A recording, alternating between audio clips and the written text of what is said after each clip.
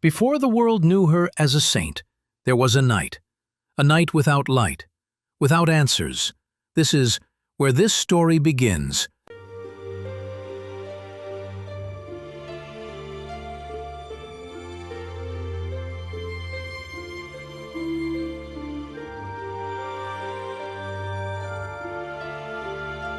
For months I have walked in a land of shadows. The sky remains silent, the light is gone. I call out, but there is no answer.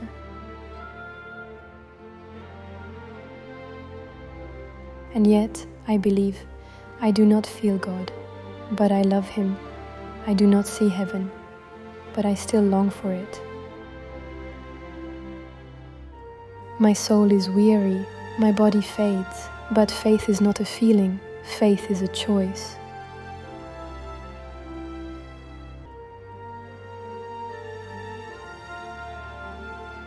I choose Him, even in silence. I say yes, even in darkness, I believe.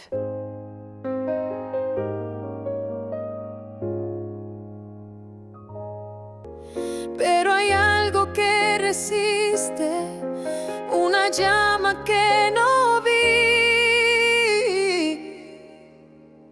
Y sin embargo creo. I will not rest until I reach the end of the road, until the day I can fix my eyes on you and rejoice in your smile. La fe no es un sentir en el silencio.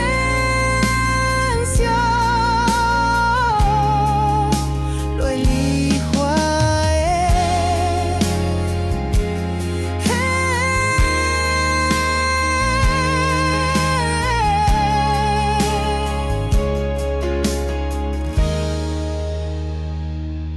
Y en la oscuridad creo. No hay voz ni luz, pero confío. No hay consuelo, pero suspiro por ese amor sin fin, aunque no lo pueda oír. En el silencio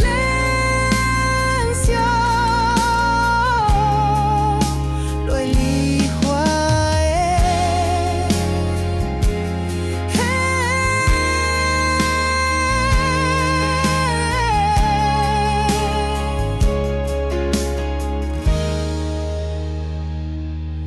En la noche digo sí, en la oscuridad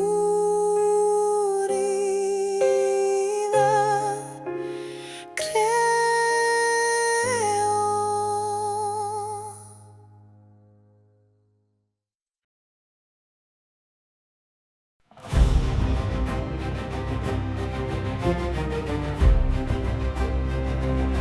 Las montañas gritan, yo escucho su voz, el tambor retumba, anuncia el sol, caminos de fuego, mi paso feroz.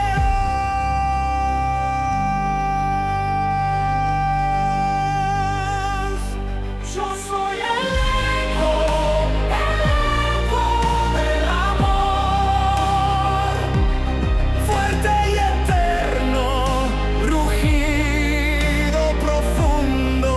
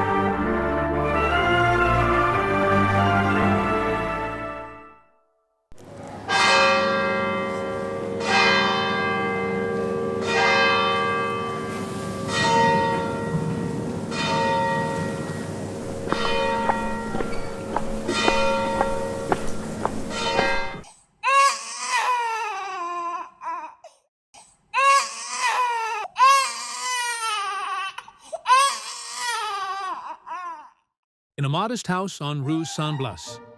A cry broke the silence. Fragile, delicate. The cry of a newborn baby girl.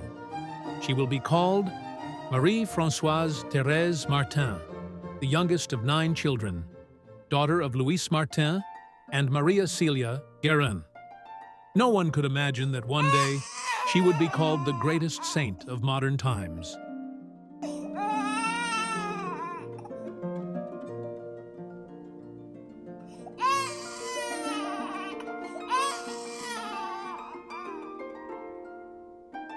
Her sisters were looking forward to meeting her.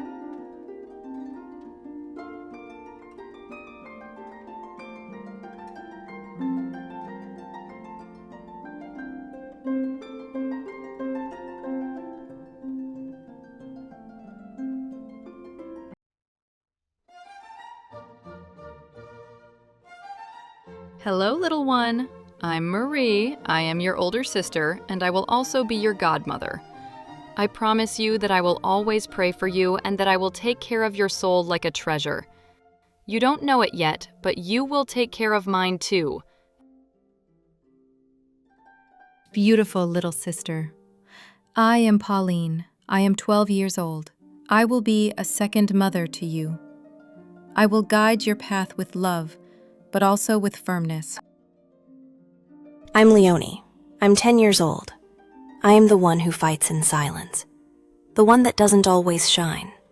But you, Thérèse, will know how to see the light that I have inside. My sweet Thérèse, I am Celine, your sister, the one who will walk by your side in silence. I will never be far away, not even in your deepest silences. In me, you will see a mirror of your joy, your pain, your dedication. And when the time comes, I will also know how to leave everything to reach you. Because loving you is my vocation. On January 4th, 1873, 2 days after her birth, little Marie-Françoise Thérèse Martin was taken to the church of Notre-Dame de Lençon to receive baptism. Her godmother was her older sister, Marie. The baptismal water touched her forehead, and with it, her heavenly name was also born.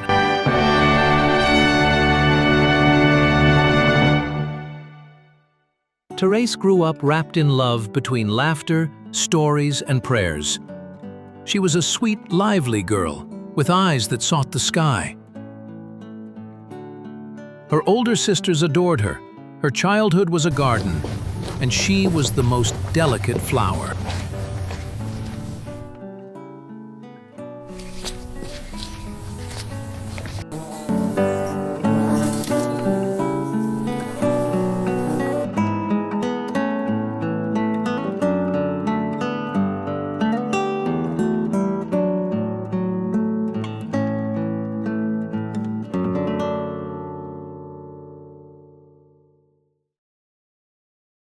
On August 28, 1877, Thérèse's life changed forever.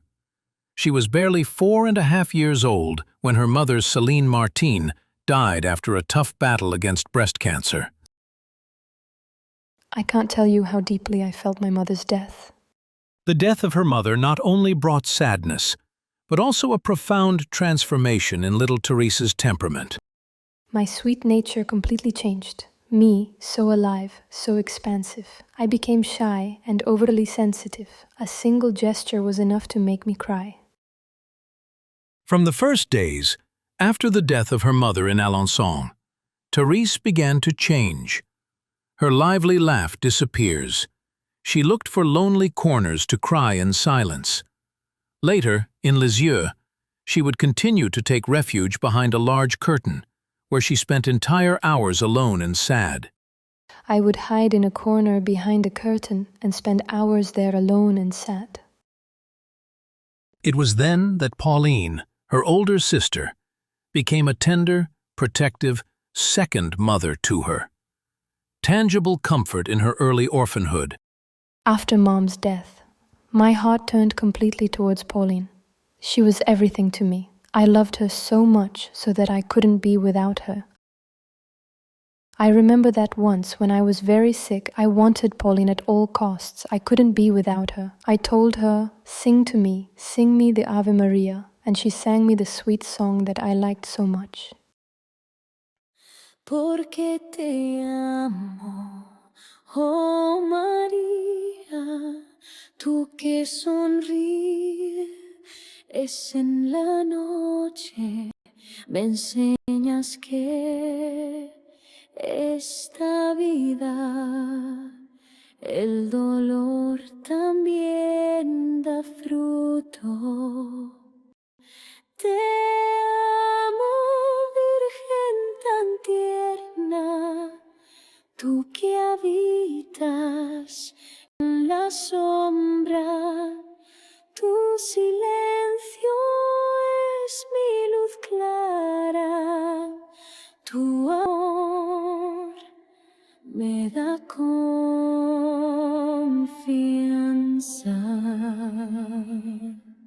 Oh, what comfort I found in her voice. For me, it was heaven itself. I fell asleep happily close to her heart. Years later, Thérèse wrote, "O Mary, why do I love you, O Mary?" A poem that seems to spring from the soul of a consoled girl. Maybe that Mariana song heard in Pauline's arms never stopped playing in her heart. That deep and tender bond would be the root of many emotions that would blossom in Thérèse's soul. Emotions that years later would shake again when Pauline, her mother of the heart, also left, but this time to Carmel. After Zélie's death, Louis Martin decided to move with his daughters to Lisieux. The Guérins, his wife's family, lived there, offering them comfort and support. In Lisieux, they found a new home, Les Buissonnets, a simple house surrounded by nature where little Thérèse would grow up in silence, faith, and hope.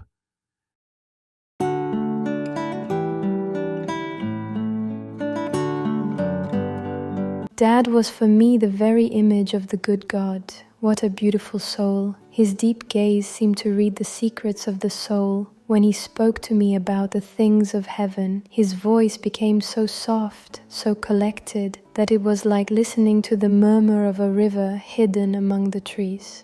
I called him my king, and he called me his little queen. It was our language of love.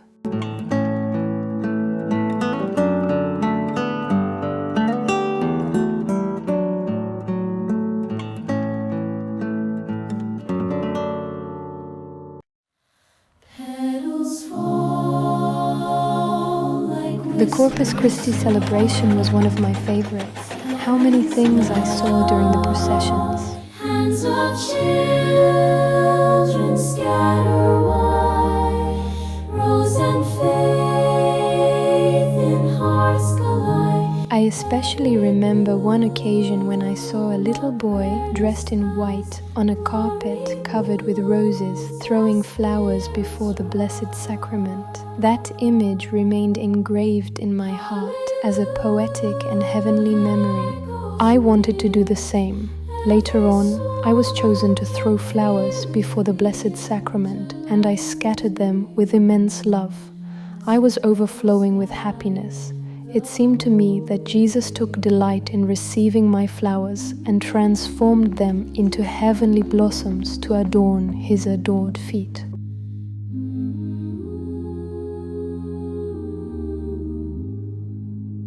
What joy it was to scatter flowers beneath the steps of the good God, but before letting them fall, I would throw them as high as I could, and I was never so happy as when I saw my stripped roses touch the sacred monstrance. In October 1882, Thérèse was only 9 years old when Pauline, her sister and little mother, entered the Carmel of Lisieux. For Thérèse, who had already lost her mother at the age of 4, this departure was like a second death. Pauline had, with gentleness, occasionally spoken to her of her desire to consecrate herself to God. But there had been no clear and final announcement. She wanted to protect Thérèse from pain, perhaps to prepare her little by little. However, when the day came, Thérèse felt that it had all happened suddenly. She felt betrayed by the silence, bewildered by the swiftness, and wounded by a separation she had not been able to foresee. For the first time, she felt the pain of being separated, not by death, but by a closed door. How well I understood her farewell. I knew the Carmel. I knew that there she was going to hide herself away from the world. I understood that I was losing her. I remember the pain I felt. Everything seemed so empty. I took refuge in a corner and wept. I wept without being able to say a single word. That day, the door of the Carmel closed behind Pauline, and with it, Thérèse's childish joy seemed to fade once again. But very soon she would understand that God was not taking Pauline away from her. He was drawing them both closer to himself. Shortly after Pauline entered the Carmel, Thérèse fell gravely ill. She had high fevers, hallucinations, and nervous crises. The doctors did not know what to do. Her family, in anguish, feared they will lose her.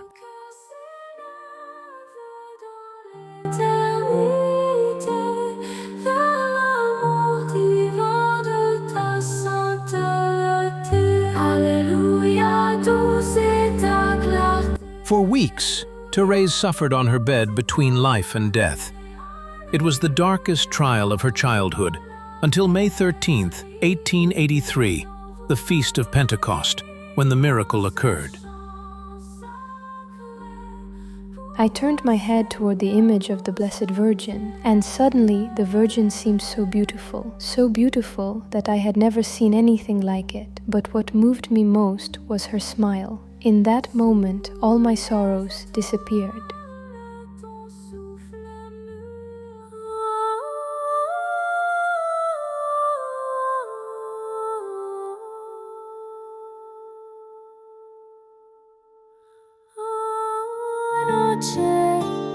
Me enseñas que en esta vida el dolor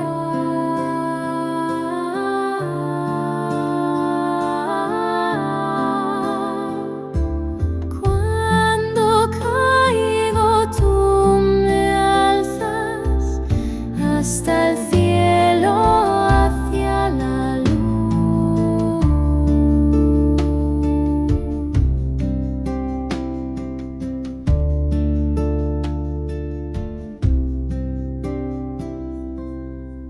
In that moment, all my sorrows disappeared.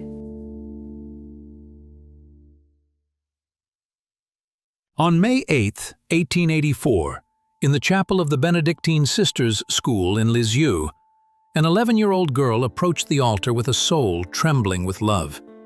It was little Thérèse, dressed in white, with a simple veil and a heart aflame.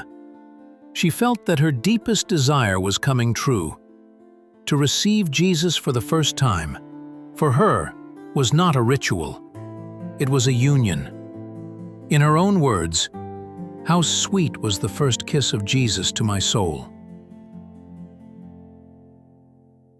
Finally, the most beautiful day of all the days of my life arrived. What indescribable memories were left in my soul by each and every detail of those hours of heaven.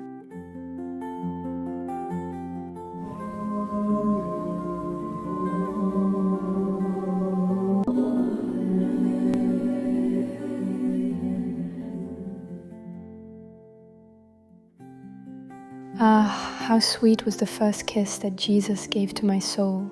Yes, it was a kiss of love. I felt loved, and I said to myself, I too love him. I give myself to you forever. That day, our encounter could no longer be called a simple glance. It was a fusion. We were no longer two. Thérèse had vanished like a drop of water lost in the ocean. Jesus remained alone. He was the master, the king. Thérèse had not asked him to grant her freedom. That freedom frightened her. She felt so weak, so fragile, that she longed to unite herself forever with his divine strength. That day marked the beginning of a life completely offered to God. That day marked the beginning of a life completely offered to God. After the Virgin's smile and her first communion, something began to burn in Thérèse's heart. It was not merely devotion, it was a thirst for totality, for surrender, for immensity. In the silence of her room, during walks with her family, in every corner of the chapel, something within her was being set aflame. Since I was 3 years old, I had the desire to become a religious. But after my first communion, that desire grew stronger. The life of the world did not attract me. I felt that Carmel was the place where Jesus wanted me to be. I want to be a Carmelite, not for myself, but to save souls and to pray for priests. At times I would cry without knowing why. It was love calling me, and I did not yet know how to respond. At 13, Thérèse was still a child in appearance, but within her soul were waged battles greater than those of many adults. She was sweet, devout, and generous, yet also hypersensitive. A single word, a gesture, was enough to bring her to tears, and this caused her deep suffering. My sensitive nature was a true torment. If something happened that I didn't understand, I would cry. Then I would feel guilty for having cried, and cry again for having cried. It was unbearable. It wasn't just a weakness, it was a real sickness of the soul. I grew tired of myself. But God had prepared for her a Christmas gift, one that could not fit in any shoe, nor be placed beneath the tree. That December 25th, 1886, was for me a luminous night of transformation. We were returning from midnight mass, and the old custom was still alive, to find our shoes filled with sweets beside the fireplace. Ah, thank goodness this is the last year. Céline looked at me with concern, for she knew how fragile my heart was. I, who was so sensitive, would normally have burst into tears. But that night, Jesus changed it. I held back my tears, quickly went downstairs, picked up the shoes with a smile. It seemed as though nothing had happened, but inside me, everything had changed. At that moment, Jesus healed me of my excessive sensitivity. He made me strong and brave. It was my conversion, not by my own merit, but by His grace. That instant marked the beginning of my giant's race. I no longer walked along the path of love. I ran toward the good God. He took me by the hand and led me in His light. In a single night, the child Jesus transformed His little flower and began to perfume the world with her love. In the summer of 1887, a story shook all of France. A man named Henri Pranzini, convicted of a terrible crime, was condemned to death. He was known for his pride, his arrogance, and his refusal to repent. Newspapers spoke of him as a lost soul, beyond mercy.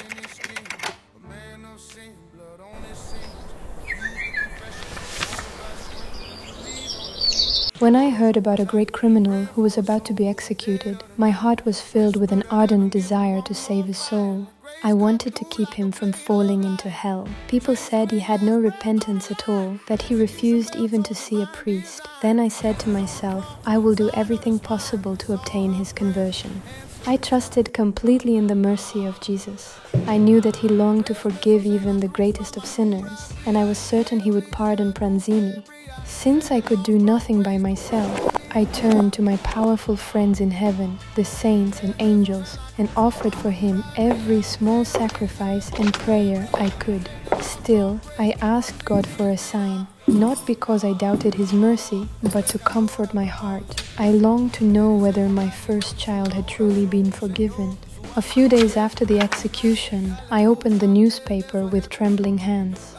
And there I read that Pranzini, on the scaffold, suddenly turned toward the priest, took the crucifix, and kissed 3 times the sacred wounds of Jesus. I wept with joy. My prayer had been answered. Jesus had granted me the conversion of my first child. From that moment I understood my vocation, to love and pray for sinners, to draw souls toward God's mercy, to trust His love when all seems lost. In the shadow of the guillotine's call, a man named Pranzini condemned to fall. Blood on his hand just to wrote his name, but a saint far away prayed through the shame.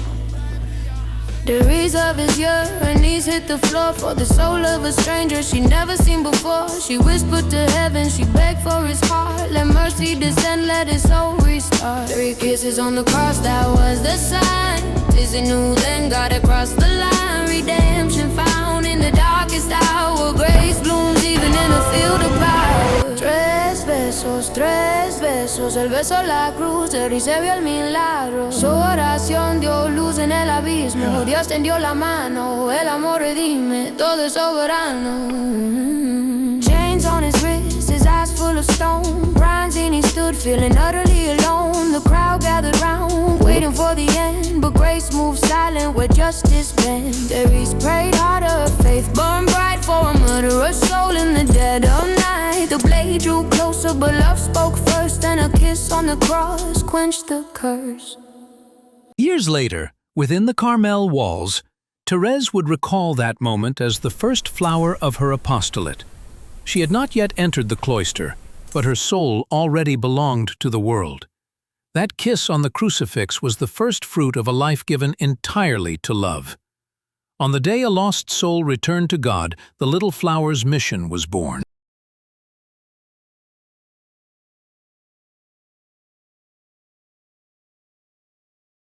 One Sunday, while I was alone with my dear father, I went up with him to the garden.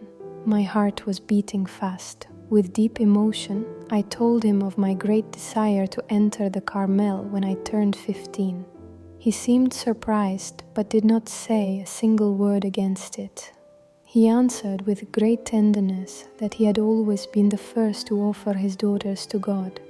Then, taking a flower, he spoke to me about how he had cared for it lovingly since it was just a tiny bud. I listened to him, and it was my own story that I was hearing. He lifted his eyes to heaven and gave me permission to fly. Lisieux, late 1887. Thérèse Martin, barely 14 years old, carries in her heart a burning desire to give herself to Jesus in the Carmel, but her age is an obstacle. The first step is to speak with the ecclesiastical superior of her city. Before going to speak with the Reverend Father de la Troette, I knew well that Jesus would inspire my words. I felt calm, although my heart was beating fast. I expressed my desire to enter the Carmel at the age of 15. My emotion was so great that I could scarcely speak. Miss Martin, I am not opposed, but this must be authorized by Monsignor, the Bishop of Bayeux. It was not a yes, but neither a no. Thérèse felt that she had to keep moving forward. After speaking with Father de la Troette, Thérèse and her father traveled to Bayeux to plead directly with Bishop Félix Arsène Louis Hugonin. On the morning of the meeting, Thérèse, only 14 years old, prepared herself with great care. Standing before the mirror, she made a special decision. That morning, I put my hair up, as grown women do. They wanted me to look 15. I didn't like wearing my hair that way, but I did it for God. We stood before the bishop. I made a reverence. I was trembling. I spoke gently, yet firmly. Your Excellency, I wish to enter the Carmel. I know that I am young, but God is calling me now. He smiled tenderly, but answered with caution. He spoke of waiting, of prudence. I nodded, but my soul wept. I knew I had to go farther, to Rome.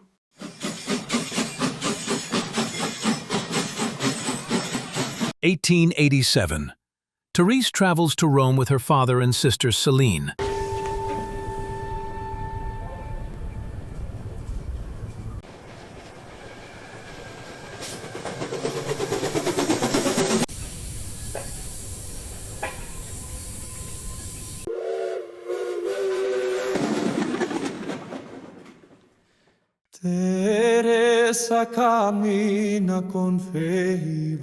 Finally, we were in Rome. at the audience with the Holy Father, Pope Leo XIII. Before entering, we were warned that we must remain in absolute silence. We were only to kneel, kiss his feet, and withdraw without saying a word.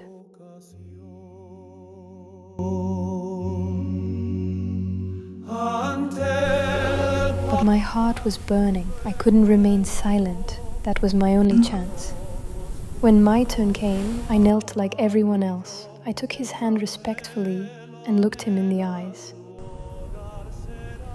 Then, disobeying the protocol, with a trembling voice, I said to him, "Most Holy Father, I have come to ask you a great favor in honor of your Jubilee. Please allow me to enter the Carmel at the age of 15.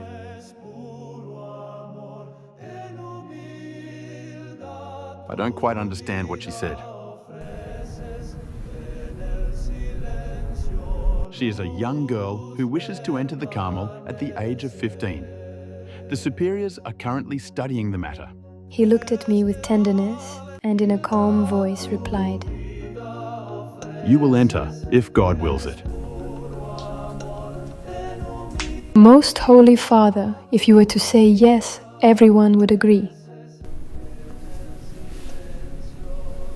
That day I was led away in silence, but my soul had spoken, and God who listens to the little ones was already at work.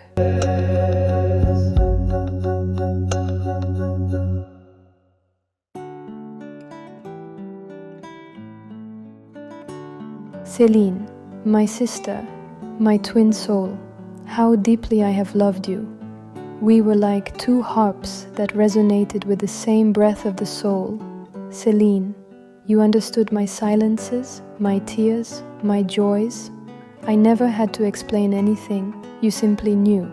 And when you decided to follow me into Carmel, when you left everything behind, my soul trembled with joy. Now our souls climb together along the same little way of trust, and I know that not even death will ever be able to separate us.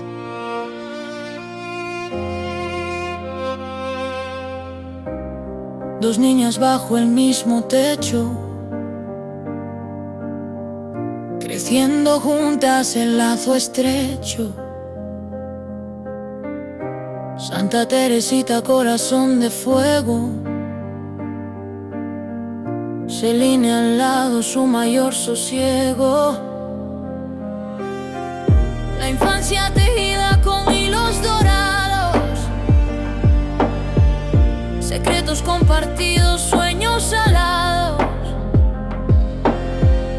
cartas escritas, tinta de alma, cada palabra un eco que calma. Amor de hermanas, eterno en su fe, en cada mirada el cielo se ve. Santa y Celine, unidas en cruz, dos luces brillando bajo la misma luz.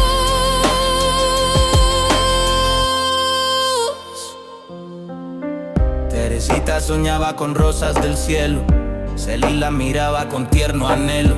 Un convento la llamaba, la vida partía, pero el amor seguía, nunca se extinguía.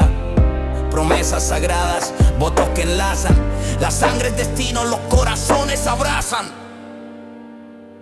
Amor de hermanas, eterno en su fe, en cada mirada el cielo se ve.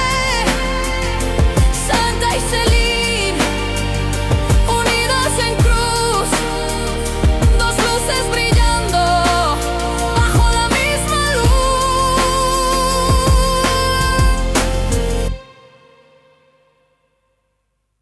After so much struggle, the day finally arrived.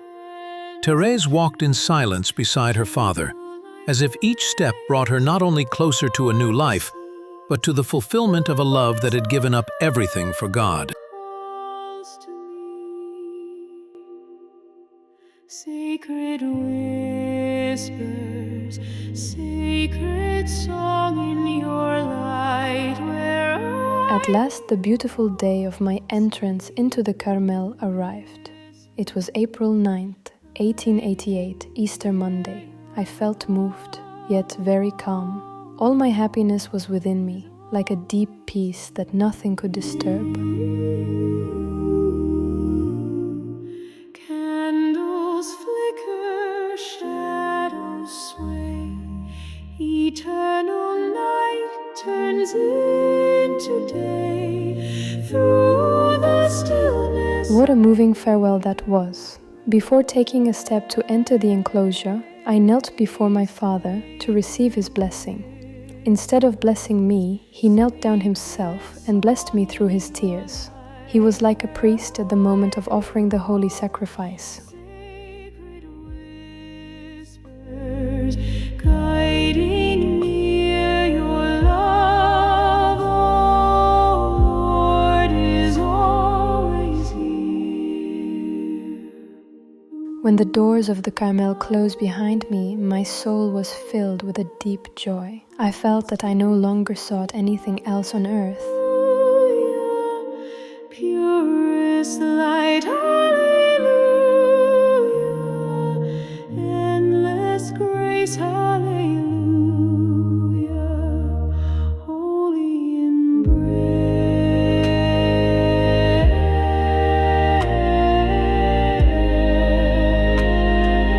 I will stay here forever. My soul experienced a peace so sweet, so profound, that it would be impossible for me to express it. April 9th, the day of my entrance into the Carmel, seemed to me even more beautiful than the day of my first communion. But not everything was sweetness. Very soon the little thorns of community life appeared. Thérèse, the youngest, had to learn to obey, to be silent, to serve. Some sisters looked at her with mistrust. They did not understand her purity, her youth, her determination. God granted me the grace of not relying on any creature, to suffer without speaking, to love without showing it. That is the secret of a soul that belongs entirely to God. When you cross paths with me, Sister Thérèse of the Child Jesus, you will kneel and kiss the ground. En el frío del convento, mi alma aprendió a arder. No entendía mi sonrisa ni mi gozo al obedecer. Me pedían que me humille y eso era mi placer. Soy una flor escondida bajo el polvo y el dolor. Nadie ve lo que yo vivo, pero lo ve mi Señor. Cada gesto, cada espina es mi canto de amor. Soy su esposa en silencio y él mi único honor. Barro el suelo en las mañanas, la buena agua que congela, pero es dulce el sacrificio si lo ofrezco con estrellas. Barro el fuego en las mañanas, la buena agua que congela, pero es dulce el sacrificio si lo ofrezco con estrellas.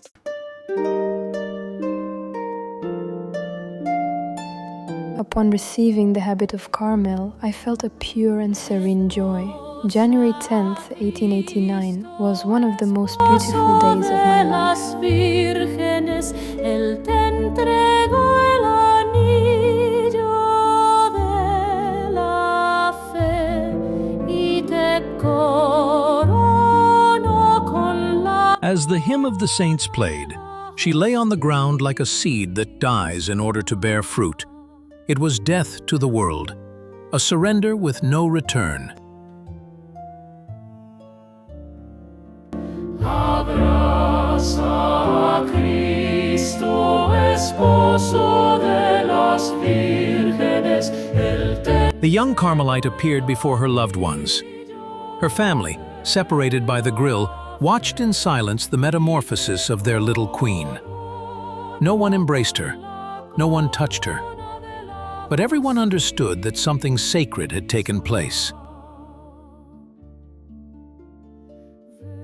When I appeared with the habit on, Father cried, but it was tears of joy. I felt profoundly united to him. Señor te ha preparado para siempre. The ceremony ends. Thérèse returns to the cloister. She looks out the window of her cell, and then she sees it. Snow is falling gently over the garden of the Carmel. She had not asked for anything special that day, but her spouse had prepared a gift just for her. That day, Jesus gave me the gift of snow. I had dreamed of it as a child. It felt like a caress of his love. The little girl had disappeared. A bride had been born, a Carmelite, and heaven itself descended in flakes of snow to celebrate with her. La corona de la justicia.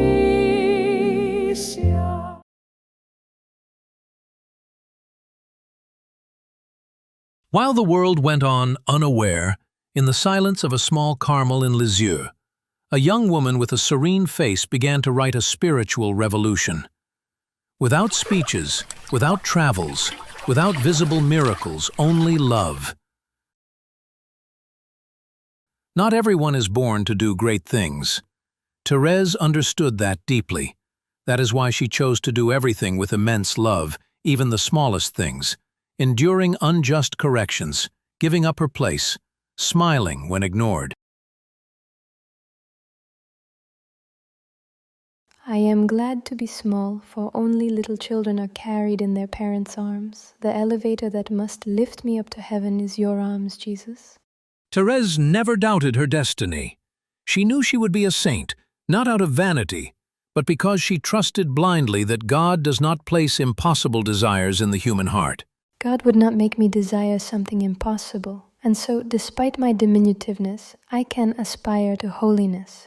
In her humility, she understood that she could not climb the mountain of perfection on her own. But she discovered a shortcut, a little way, to let herself be lifted up by the arms of God. The elevator that will lift me to heaven is your arms, Jesus. That is why I don't need to grow up. On the contrary, I must remain little. Though her life was hidden, her heart burned with a fiery desire to save souls. She was willing to suffer anything if it could bring even one soul closer to God. I would like to save many souls.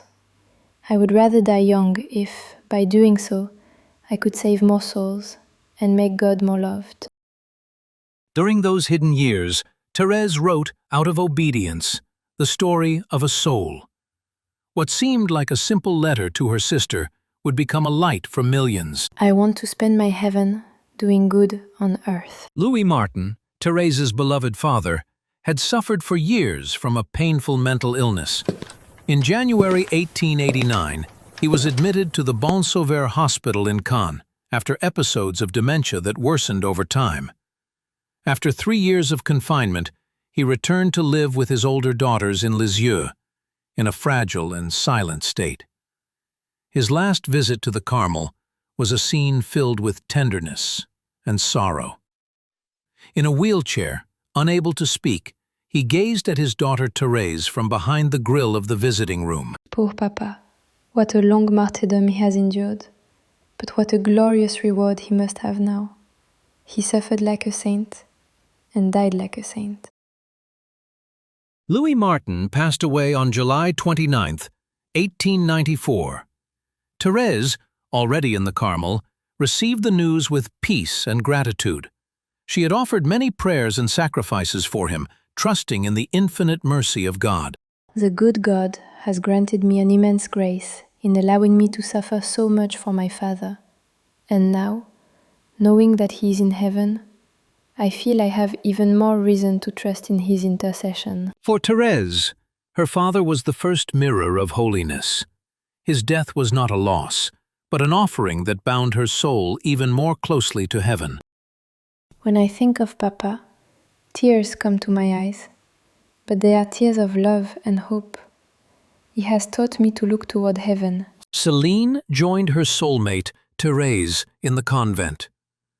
Céline, Thérèse's lifelong confidant, was also crossing the threshold of Carmel. How wonderful! Céline is here. Our joy was pure and complete. What a privileged family, 4 of its daughters given to the Lord. Who has done this, if not he? Thérèse's heart overflowed with gratitude for this gift.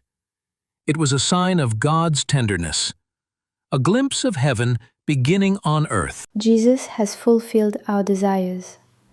Now we are 4 sisters in the same nest. And what a nest, the heart of Jesus. Not all the flowers from Papa's garden gathered. One was still missing, Léonie. Yet Thérèse never ceased to trust. I keep praying to Jesus for our Léonie. I have no doubt that he will lead her along the path he has chosen. His will is enough for me. In the silence of the Carmel of Lisieux, a young nun was preparing for battle, not with sword or shield, but with love and sacrifice. It was the year 1895. Thérèse, fragile in body but burning in spirit, stepped onto the small convent stage, dressed as one of her greatest heroines, Joan of Arc.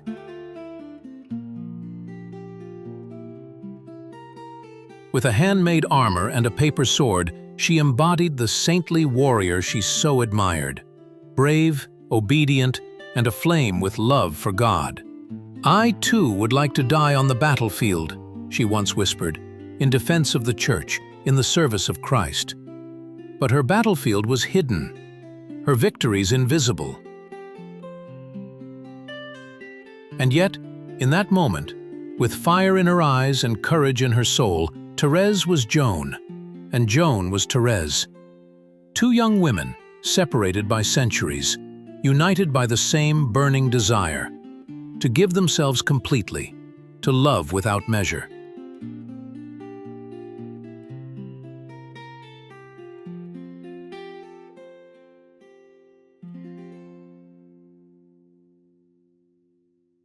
In the midst of her life in Carmel, Thérèse entered a mysterious time, a silence of the soul that she herself would call her night of shadows. For 18 months she felt no comfort of faith. It seemed as though heaven itself was closed. Jesus allowed my soul to be filled with darkness. The thought of heaven, once so sweet to me, became a source of struggle and torment. And yet she loved more than ever. Every small act became a silent offering. The end of her earthly life began with the fragility of the body, but never of the soul. Thérèse, who had given her life out of love, began to show signs of illness around the year 1896. She coughed frequently, suffered from high fevers, and little by little her body weakened, but never her spirit.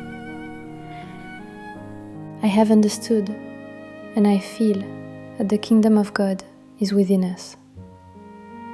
Jesus does not ask for great deeds, only surrender and gratitude. On the night of Holy Thursday, April 3, 1896, she spat blood for the first time. She knew what that meant. Tuberculosis had made its home, and yet she was not afraid. She spent her final months in the infirmary of the Carmel, barely able to breathe, weakened to the extreme. But every breath was a prayer. In those days, she repeated tirelessly, Only love matters. When they were able, they would take her to the Carmel garden in her father's old wheelchair. There, among the flowers and rays of sunlight, she found a bit of comfort. It was in that garden, seated in front of the infirmary, that the last photograph of her life was taken. Though her body was consumed by illness, her gaze was filled with heaven. I feel that I am about to enter eternal rest, but I will never cease to love you, Jesus. On September 30th, 1897, at 7:20 in the evening, her eyes opened once more, and looking upward, she exclaimed with her final breath, Oh, I love you. My God, I love you. She was gone, but her presence was stronger than ever. The sisters wept, yet they also felt that a saint had been born for heaven. Her little way had reached its perfect fulfillment, in total surrender.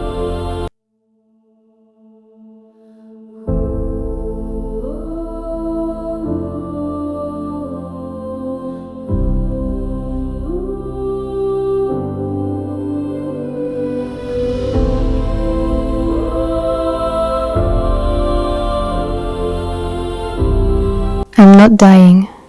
I enter into life. This film was made in honor of the first great miracle that Saint Thérèse performed in our family. In November 1990, Jorge Luis was born, a little boy with a rare heart condition called hypoplastic syndrome. He was rushed to a hospital in Newark. His parents, Marina and Jorge, learned only then of how grave his condition truly was. Marina, deeply faithful, clung to prayer. Jorge, on the other hand, was consumed by pain and disbelief. That night, in the hospital cafeteria, Marina handed her husband a little prayer card of Saint Thérèse and begged him to say the prayer. Jorge, without any faith, recited it only to please her. In the prayer, there was a space to ask for a special grace. There, without thinking much, he prayed for the healing of his son, George. As they crossed a hallway on their way to see their child, they encountered a nurse carrying a baby in an incubator. Jorge felt great joy for that child who was going home, yet at the same time deep sorrow for his own son's condition.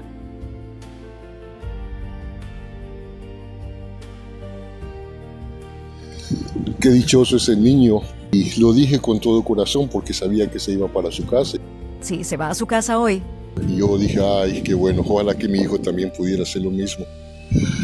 Y me sentí bien por ese niño, me sentí feliz por ese niño y a la misma vez triste porque sabía que tenía que ir a ver a mi hijo que estaba peleando por su vida, entubado, con mascarillas, con oxígeno, muy crítico.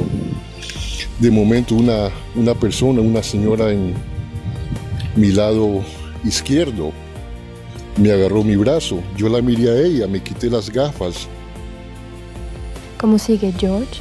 Y quedé completamente sorprendido de que alguien me agarrara mi brazo y me dijera. ¿Cómo sigue George?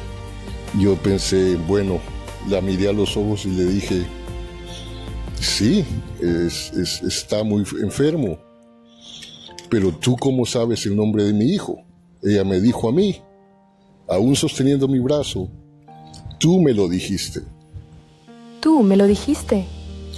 En ese momento noté que sus ojos eran completamente azules, sentí paz, sentí como una esperanza que no había sentido en días atrás. Jorge, puzzled, didn't understand, for he had never seen her before. Besides, his son's name was Jorge Luis, not George. Then he remembered that when he said the prayer to Saint Thérèse, he had asked for his son George to be saved.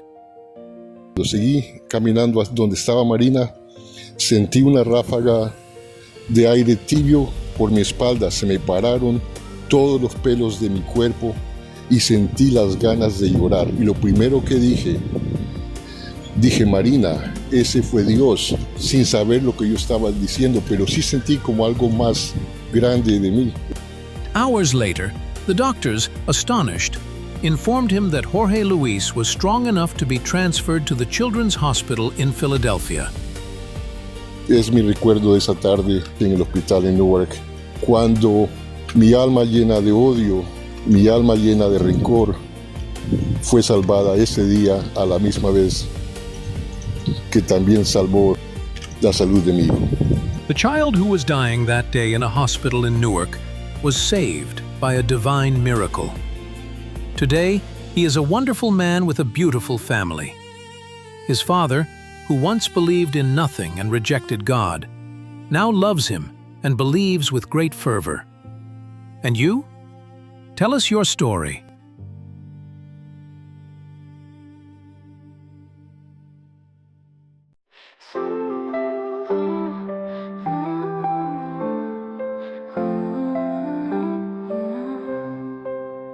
Santa Teresita, tu luz me guía.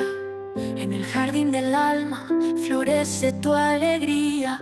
Con rosas en las manos al cielo miraste, y en cada paso puro amor sembraste. Pasaré mi cielo haciendo bien en la tierra. Tu promesa resuena como fuego que no se cierra. Pequeño camino que el grande lleva. es el eco que mi vida eleva. Oh Teresita, flor de amor eterno, tu humildad ilumina lo interno. En cada pétalo hay un milagro escondido. Eres faro de paz en este mundo perdido. Entre los lirios se alza tu voz, con cada oración nos llevas a Dios. No buscaste grandezas, solo el amar. Tu ejemplo es llama que nunca va a apagar.